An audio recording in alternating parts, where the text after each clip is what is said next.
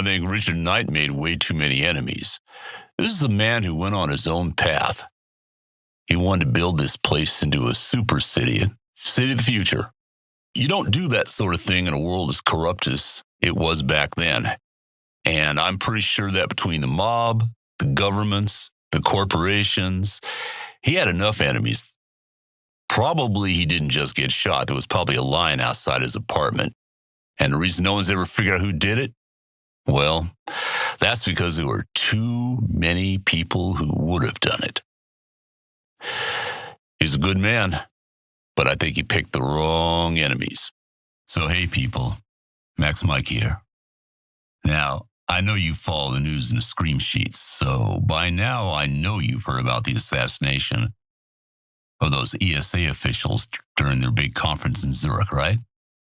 Yeah, the news says it's high-rider extremist, lunar separatists pushing back on E.S.A. expansion on the moon. But of course, that's not really what's going on here. Never is.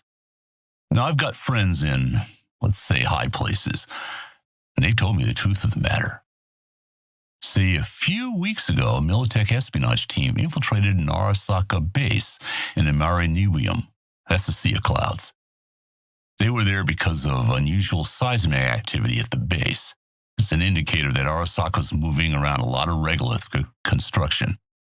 For you dirt boys and dirt girls in the audience, let me clarify. Regolith's just a fancy name for moon rocks.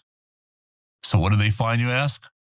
Only a partially completed and totally unauthorized mass driver. That's a big rock thrower.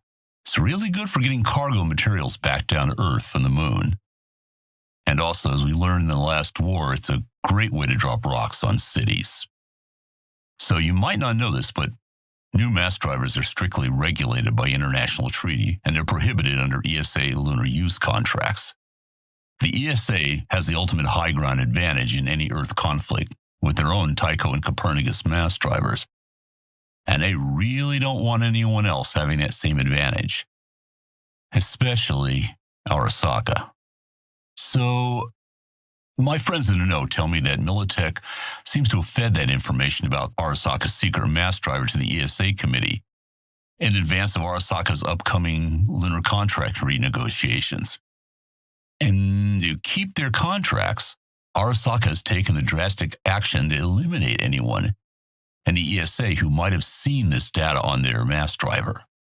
But hey, this was sloppy by E.S.A.'s standards.